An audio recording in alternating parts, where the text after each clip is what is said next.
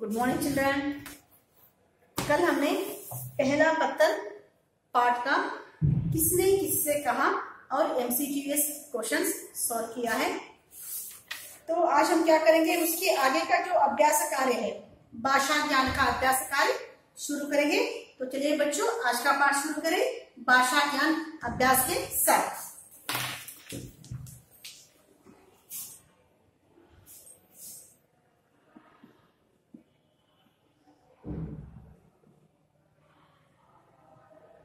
भाषा ज्ञान में नीचे दिए गए शब्दों का वाक्यों में प्रयोग करें। 5 शब्द दिया गया है, 5 शब्दों को क्या करना है, अपने वाक्य में प्रयोग करना है, वन सेंटेंस में करना है। तो चलिए बच्चों, नीचे दिए गए शब्दों का प्रश्न 1,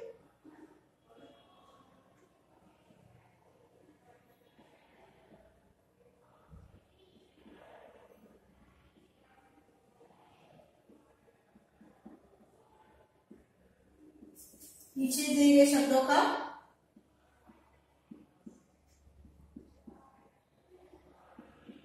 अपने वाक्यों में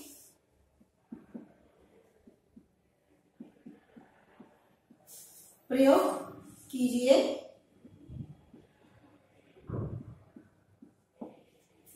तो पहला कौन सा है, नम्रता,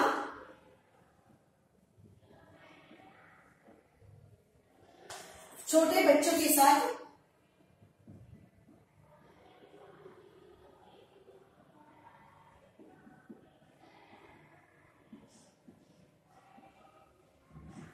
हमेशा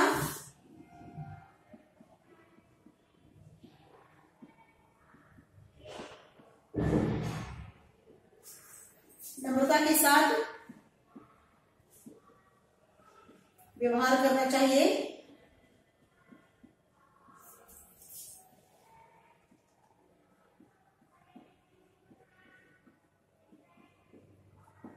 तो छोटे बच्चों के साथ हमेशा नम्रता के साथ व्यवहार करना चाहिए। दूसरा, अंतर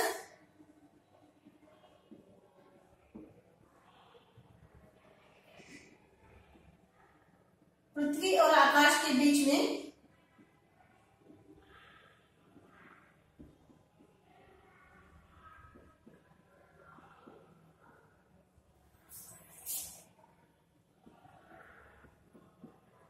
पृथ्वी और आकाश के बीच बहुत अंतर है।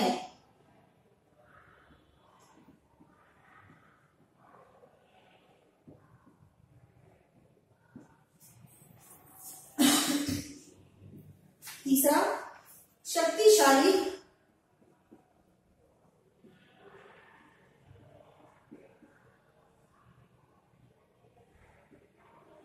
भीम बड़ा शक्तिशाली था।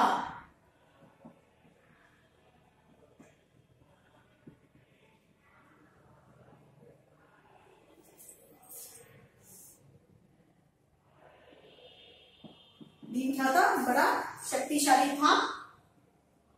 चौथा, वाटिका। तो वाटिका का मतलब क्या है, वन, बगीचा, बाग।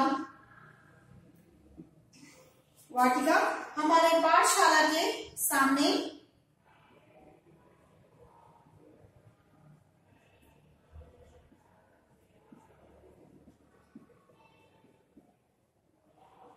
हमारी पाठशाला के सामने वाटिका है, सुंदर वाटिका है।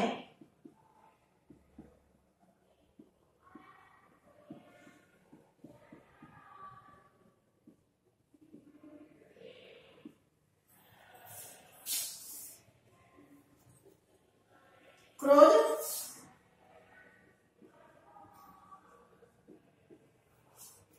को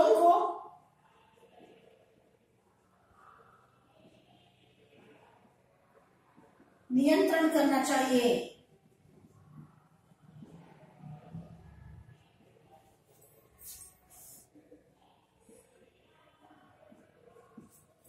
हाँ, देखिए नीचे दिए गए शब्दों का अपने वाक्यों में प्रयोग कीजिए। नम्रता, छोटे बच्चों के साथ हमेशा नम्रता के साथ व्यवहार करना चाहिए। अंतर, पृथ्वी और आकाश के बीच बहुत अंतर है। शक्तिशाली, बीन बड़ा शक्तिशाली था।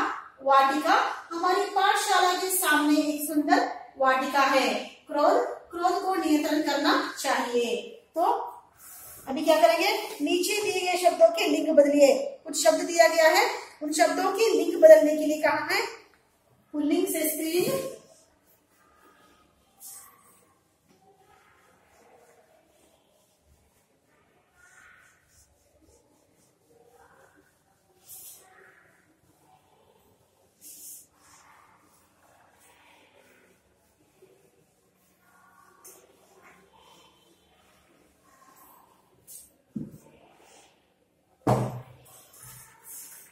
नीचे दिए गए शब्दों के लिंग बदलें।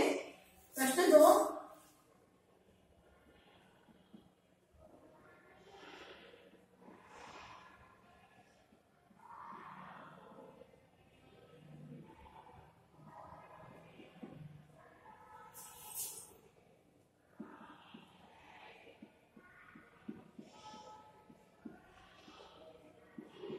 नीचे दिए गए शब्दों के लिंग बदलें। पुल्लिंग देखिए यहां पर,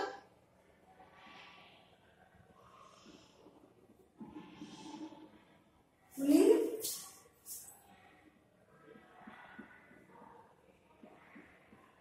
स्त्रीलिंग,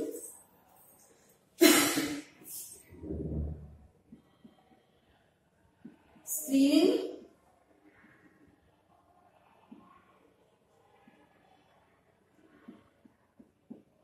पुल्लिंग।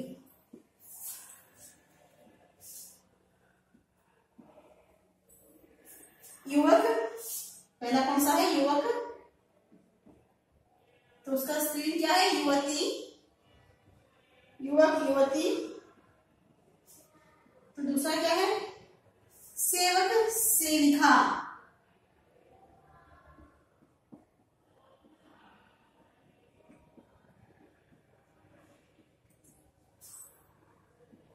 तीसरा महाराज, महारानी।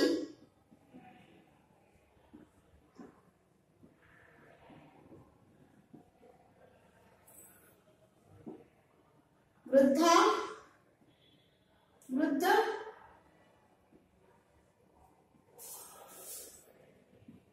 वृद्धा।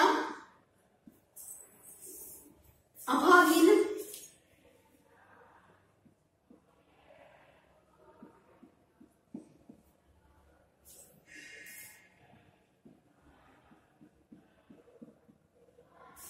अभागा।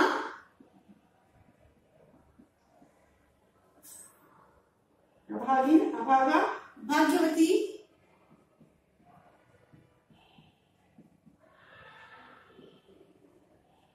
भाग्यवान। बिरनी,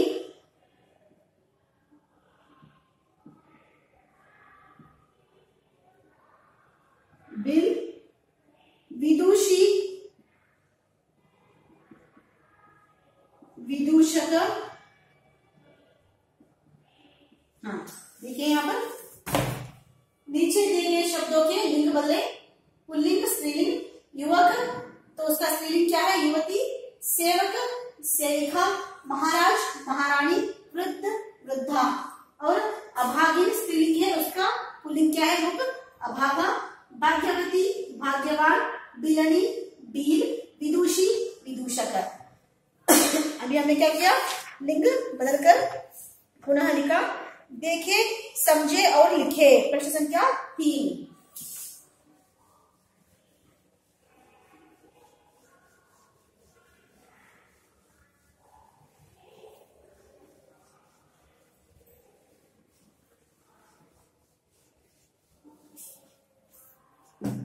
प्रश्न संख्या 3, देखे, समझे और लिखे।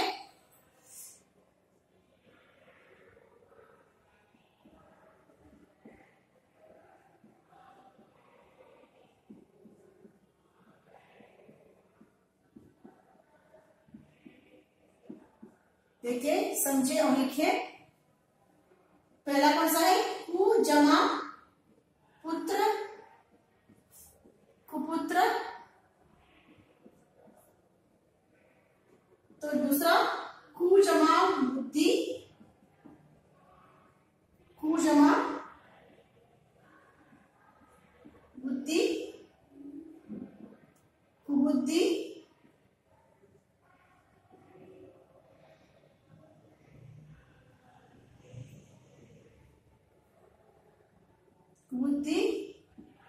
तीसरा कु जमा संगति,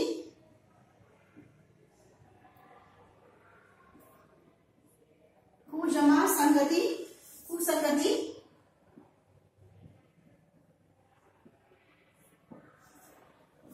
चौथा दूर, दूर जमा गंध, दुर्गंध, दुर्गंध। पांचवा दूर जमा आत्मा, दुरात्मा।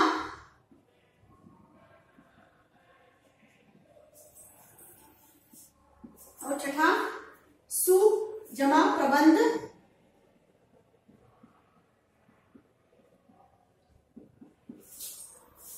सुप्रबंध।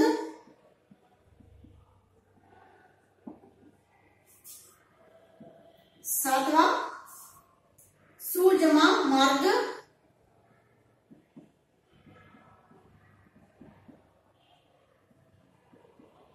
सुमार्ग।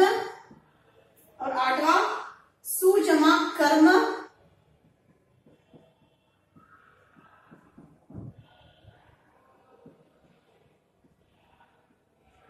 सुकर्म। पर जमा लोग,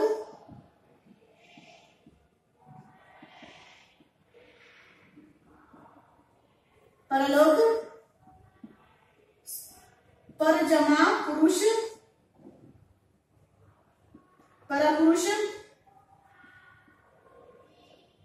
हाँ देखिए यहाँ पर, देखिए समझे और लिखे। कु जमा पुत्र, कुपुत्र। कु जमा बुद्धि, कुबुद्धि। कु जमा संगति, कुसंगति। दूर, दूर जमा गंध, दुर्गंध। दूर जमा आत्मा, दुरात्मा। सु जमा प्रबंध, सुप्रबंध। सु जमा मार्ग, सुमार्ग। सु जमा कर्म, सुकर्म। पर जमा लोक, परलोक। पर जमा पुरुष, परपुरुष। तो हमने क्या किया, पूरे सभी जो खाए थे सभी खत्म किया है। तो अभी हम क्या करेंगे, सार्थक वर्ग मिलकर शब्द बनते हैं तथा शब्दों से फिर नए शब्द की रचना की जाती है। मूल शब्दों के आगे तथा पीछे कुछ शब्दावश जोड़कर नए शब्द बनाए जाते हैं। इसलिए उनके अर्थ में परिवर्तन या विशेषता उत्पन्न हो जाती है। तो देखिए जब बच्चों यहाँ पर उपसर्ग के बारे में, उपसर्ग क्या होती है और उनके उदाहरण के दौरान आपको क्या किया गया है, समझाने का प्रयास किया है। तो पहले क्या करेंगे, हम उपसर्ग के बारे में परिभाषा देखेंगे।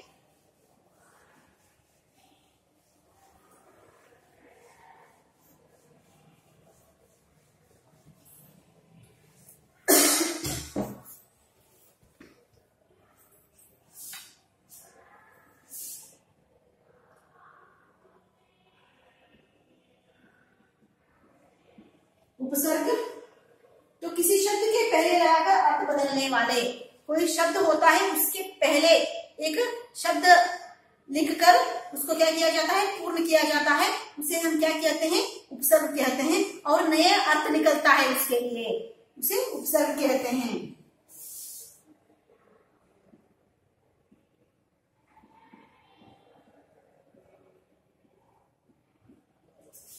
परिभाषा,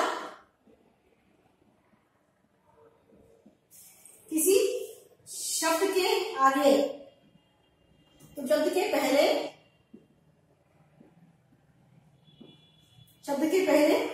लगाकर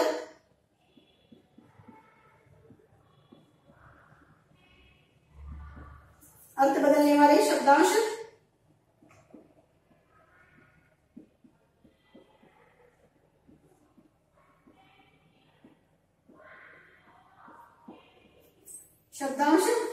उपसर्ग कहलाते हैं।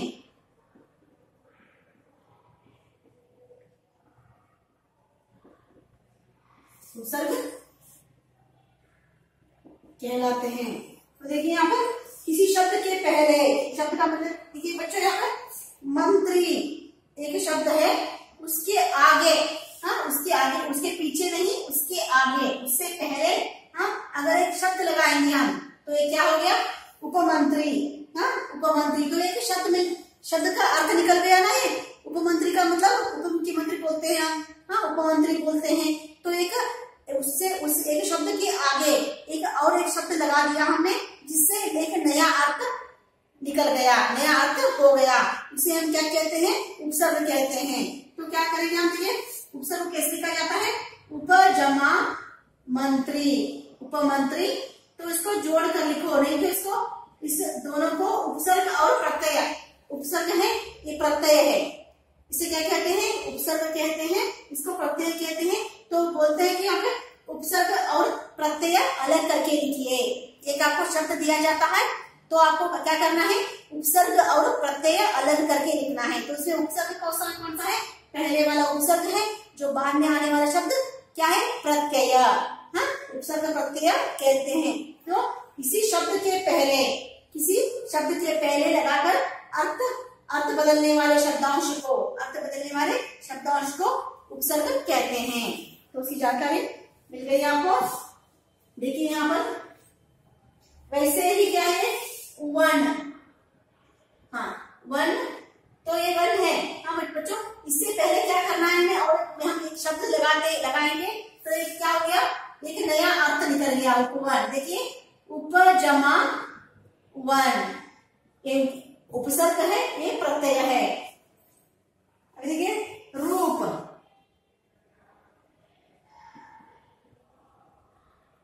अनुरूप,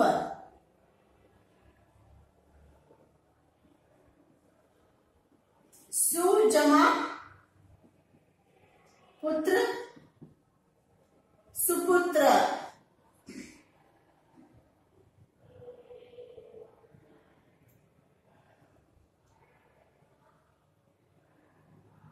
पढ़ जमा पढ़,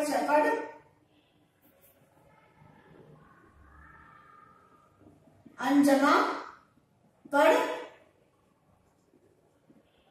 अनपढ़,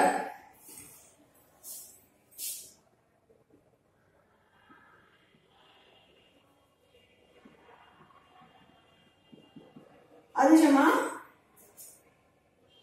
पका, अधपका। तो आधा पका हुआ, अधपका कहते हैं हम इसको। तो हो गया सभी बच्चों। देखिए यहाँ पर उपवन, हाँ उपवन जब शब्द है, इन शब्द को प्रत्यय और विसर्ग, प्रत्यय और क्या है बच्चों? उपसर्ग अलग करके लिखने के लिए कहते हैं। तो आपको क्या करना है? उपजमा वन। तो इसमें उपसर्ग कौन सा है? उपसर्ग है, वन क्या है? ये प्रत्यय है। ऐसे क्या करना है? पूरे अक्षर शब्दों को आपको उपसर्ग और प्रत्यय अलग करके लिखना है। तो बच्चे उपसर्ग के बारे में हमने जानकारी लिया है। अभी हम क्या करेंगे? वाक्य में सही विराम चिन्ह लगाएं।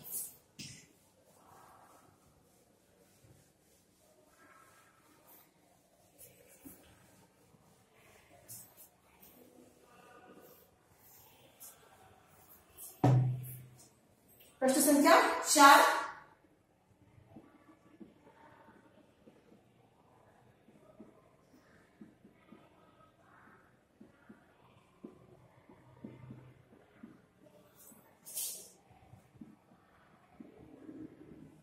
वाक्य में सही विराम चिन्ह लगाएं।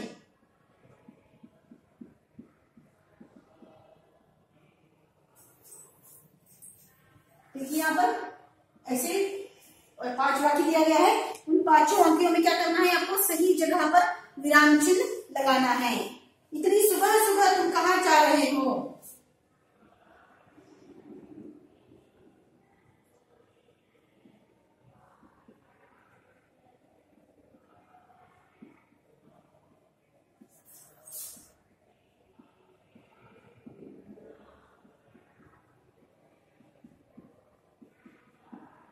तुम कहाँ जा रहे हो? तो क्वेश्चन मार्क आ गया यहाँ पर। तुम दूसरा देखिए, बीट ने स्त्री को कटोरा बंद दिया।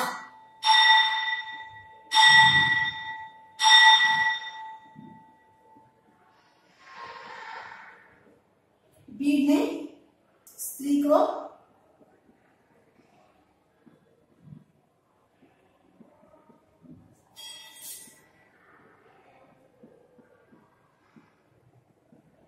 कठोर दंड दिया, तो यहाँ पर क्या कौन सा आ गया, और घर, शाबाश तुमने तो कमाल कर दिया, शाबाश।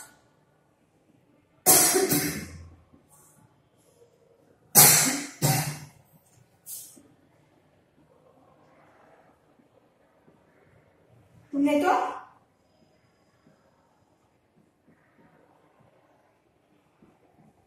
कमाल कर दिया। देखिए यहाँ पर शाबाश, इसे विस्मय सूचक, विस्मय सूचक क्या है, यहाँ पे चिन्ह दिया जाता है, तो यहाँ पर पूर्ण विराम, और यहाँ पर देखिए बी ने स्त्री को कठोर दंड दिया, पूर्ण हो गया है, इसलिए यहाँ पर पूर्ण विराम दिया गया है हमने। इतनी सुबह सुबह तुम कहाँ जा रहे हो, तो ये कौन सा चिन्ह है, यहाँ पर प्रश्नवाचक प्रश्न सूचक चिन्ह है वो।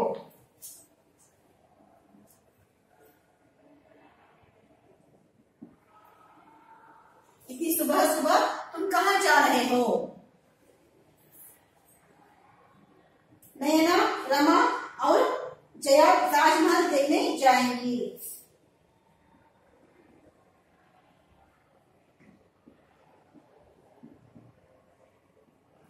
नयना, रमा, राधा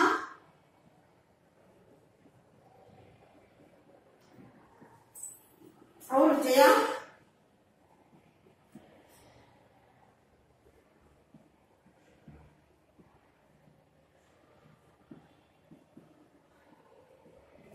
ताजमहल देखने जाएंगी।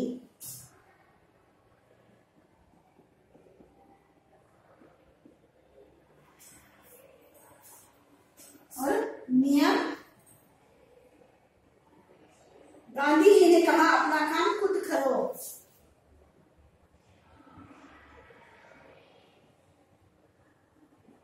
गांधी जी ने कहा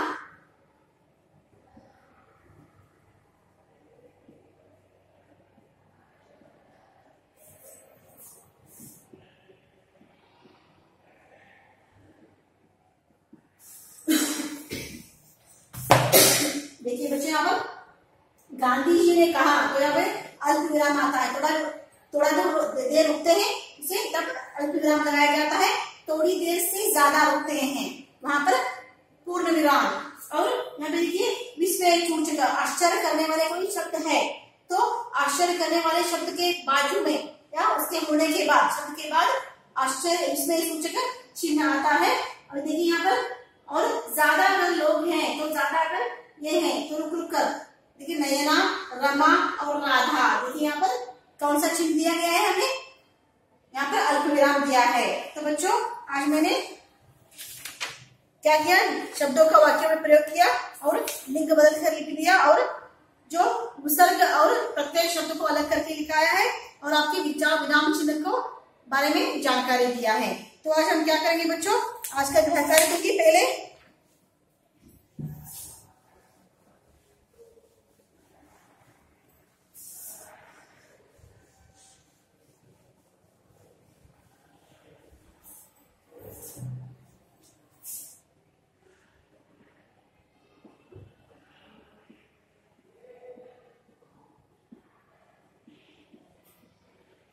आज का गृह कार्य,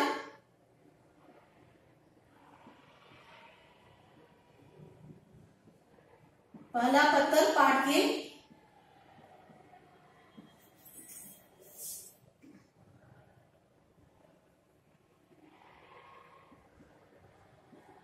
अभ्यास कार्य को अपने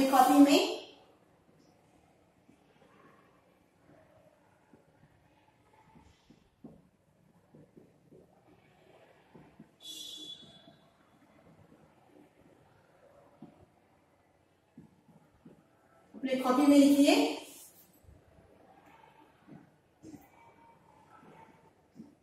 और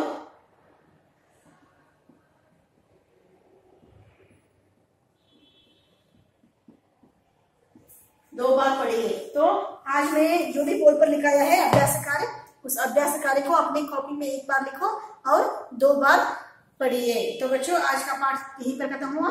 कल मैं पहला पत्र पाठ के आगे का जो कार्य है उसके साथ आपके सामने आऊंगी। धन्यवाद।